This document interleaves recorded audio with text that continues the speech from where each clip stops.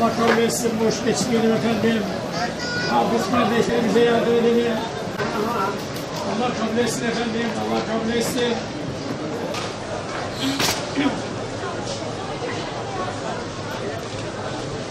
Muhterem İlal Kıymetli Müslümanlar, hep mübarek günlerdeyiz. Allah bu mübarek günler bizlerden korkut ve razı ve memnun eylesin inşallah. Sonlara beraatını almayı cümlemize nasip eylesin. Buraya kadar da teşrif ediniz. Allah hepinizden razı olsun. Merhumeye olan haklarınızı helal ediniz. Allahu Ekber.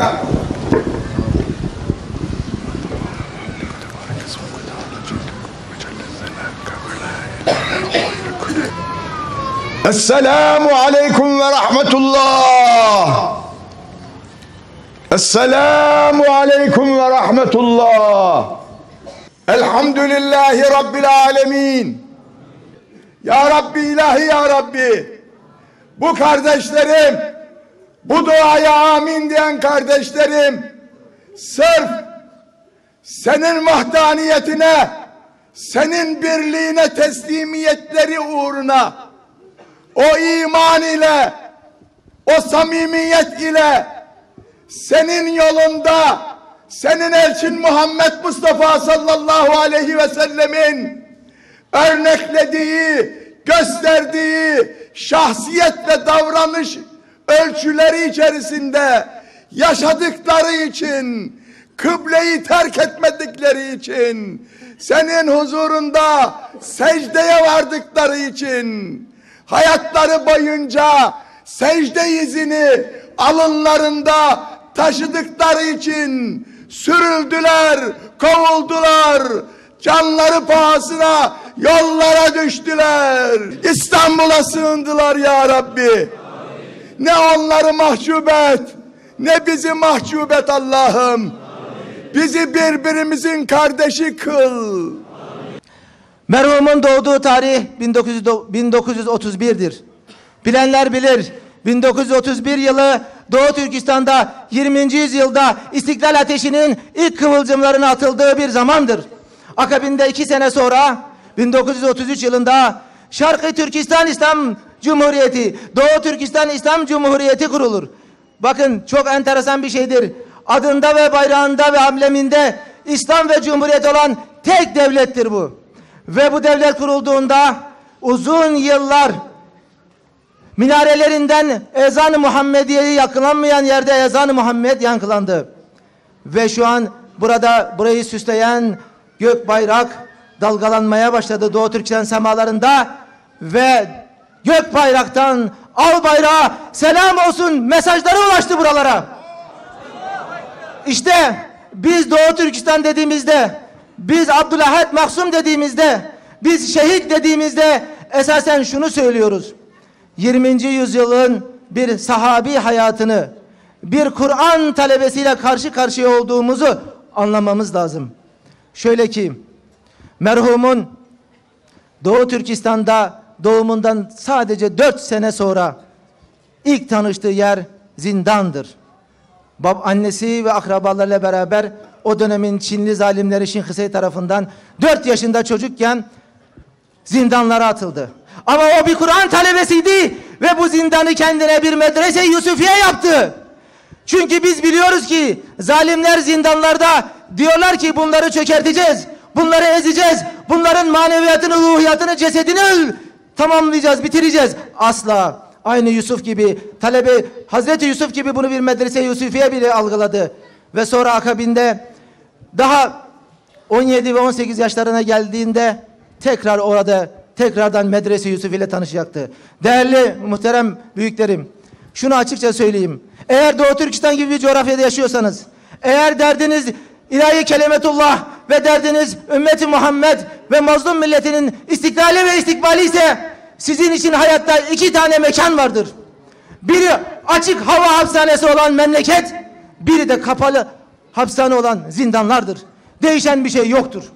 Maksum'un hayatında da bunun pek çok örneklerini görmekteyiz.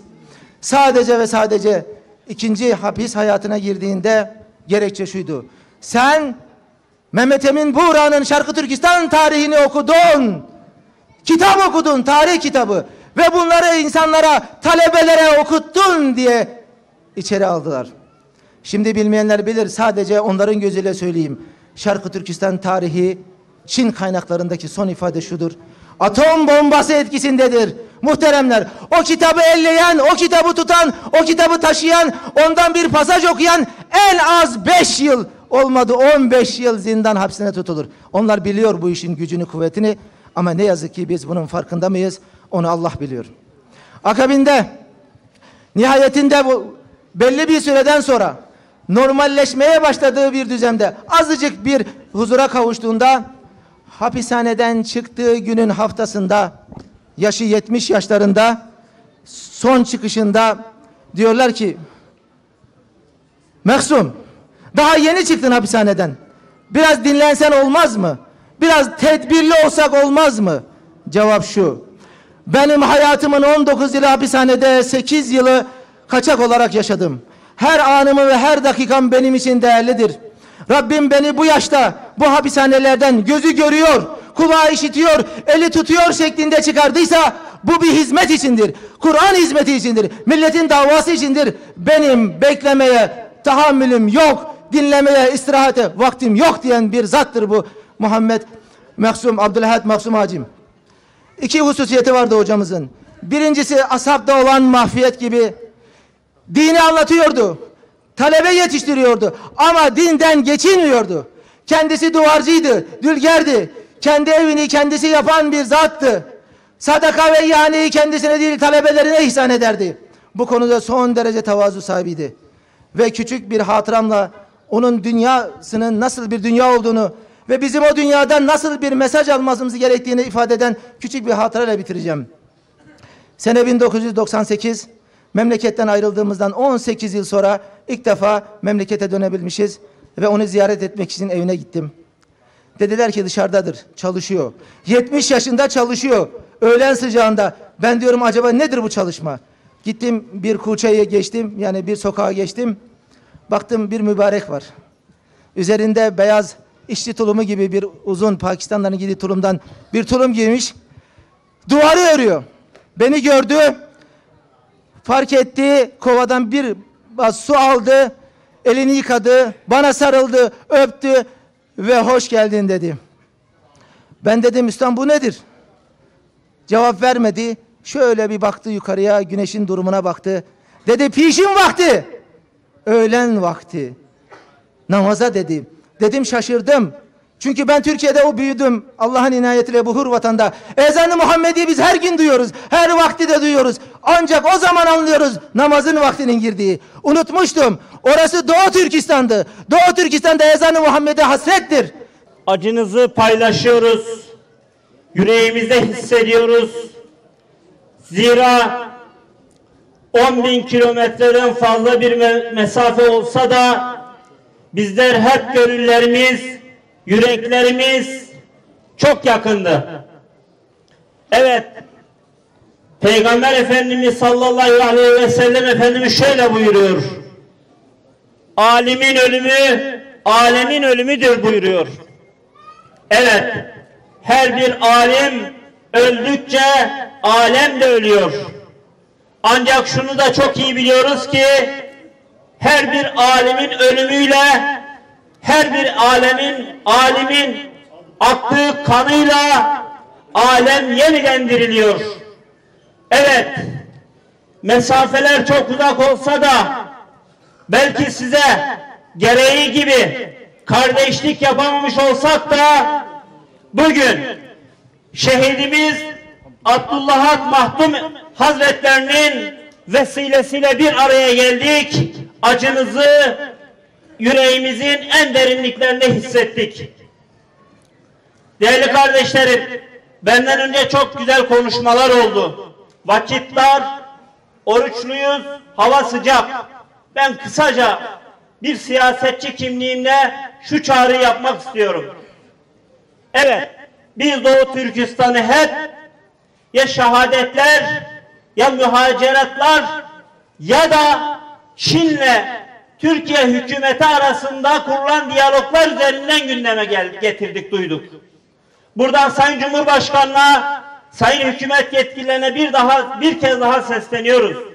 Lütfen soydaşlarımızın ve dindaşlarımızın haklarını, hukuklarını bir an önce hükümet nezdinde gündeme almanız, bunu hiçbir şekilde pazarlık konusu yapmamanız ve Türkiye'deki değerli kardeşlerimizin başta eğitim hakkı olmak üzere bütün haklarının bu memlekette yaşayan bütün unsurlarla aynı haklara, hukuklara kavuşması için bir an önce gerekli düzenlemelerin yapılmasını buradan çağrı yapıyoruz.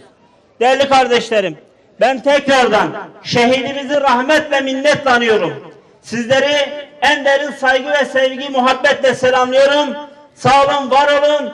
Rabbim inşallah özgür Doğu Türkistan'da Çin zulmünün boyunduruğu altında kurtulmayı, Doğu Türkistan'da özgürce yaşamayı en kısa sürede sizlere nasip etsin.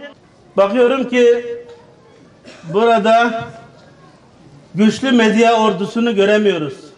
Kameralar ordusunu göremiyoruz.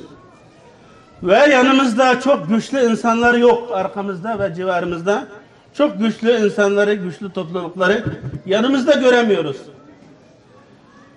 Ben bu nedenle aslında bu basın açıklamasını ve herhangi bir açıklamayı gerek duymadan sadece kalbimi yarıp kalbimi açmak istedim. 40 milyon mazlum insan haykırıyor, haykırmaya bile gücü yetmiyor. Ve burada dışarıda onların akrabaları olan bizler de her gün 1000 kere ölüyoruz. Ve bu ızdırap içerisinde hiçbir şey yapamama, hatta sesimizi bile bunca insana duyuramama acısını yaşıyoruz. Ve kimsenin bize gelip sormadığını ve hatta bu büyük Allame'nin şehadeti bütün dünyaya yayıldı. Türkiye'de bile sosyal medyada ciddi bir şekilde yayıldı. Bizi arayıp soruyan kardeşlerimiz olmadı maalesef. Nedir durum diyen olmadı. Bu nedenle ben bu basın açıklamasını yapmıyorum. Ama ben yüreğimde gelen çift kelimeyi anlatacağım. Çünkü benim değer verdiğim insanları göremiyorum. Benim sesimin iletilmesi gereken o merciler, o medya yok burada. Ondan dolayı ben şimdi Doğu Türkistan'daki durumu çok özetli bir şekilde diyeyim. Doğu Türkistan şu an hapsler Rusların o yumurtası gibi zaten Doğu Türkistan genel bir hapishaneye dönüştü. O yetmiyor. Bütün insanların dış dünyayla olan bağı olan pasaportları ellerinden alındı. Yurt dışı veya Doğu Türkistan içerisinde bile seyahat özgürlüğü kısıtlamaya uğradı. İnternet aracılığıyla da dış dünyaya oradaki olup biteni anlatamıyorlar. Böyle bir durumda biz daha önceden sizlere arz ettiğimiz ifade özgürlüğü, dini yaşam, hak, hukuk bunlardan bahsedecek mecalimiz kalmadı. Biz bunu anlatmıyoruz. Biz sadece anlatacağımız şey, biz yok oluyoruz. İç kanaması yaşıyoruz. Kırmızı odadayız. Bize bakın. Bizim sesimize kulak verin. Vicdanınızı uyandırın diye bu çağrıda bulunuyoruz. Bugün biz Allah'ın evindeyiz. Allah'ın huzurunda haykırıyoruz. Medyalar olmayabilir yanımızda. Güçlü insanlar yanımızda, saflarımızda olmayabilir. Ama herkesi idare eden, kalplere hükmeden, bütün güçleri ellerinde tutan Rabbimize şikayet ediyoruz. Allah'a havale ediyoruz. Artık biz bize düşeni yaptık. Bizim anne bacılarımız Doğu Türkistan'da elinden gelen kadarıyla direniyor. Tecavüze uğruyorlar. O evlere yerleştiren Çinli şu an senin kızına insafı varsa senin kızını almak istiyorum diyorlar. İstediği zaman taciz ve tecavüz olayları var. Bunun dışında ben bu kızı alıyorum diyor. Aile direndiği zaman o aileyi Çin'in şu an icra etmekte olduğu Nazi kamplarına atıyorlar. Şu an sosyal medyada da bizim paylaştığımız resim ve videolar var. Kızlarımızı zorla alıyorlar. Bu bir ümmet için, bir ümmetin bir safa cepheye gitmesine sebebiyet verecek bir unsurdur. Böyle bir durumdayken bizim halimize bırakanlar kendisi düşünsün. Allah'ın huzuruna gittiği zaman kendi defterinde yazılacak o mizanda, o tartıda kendinin böyle bir durumda durduğu safını oradan görsün.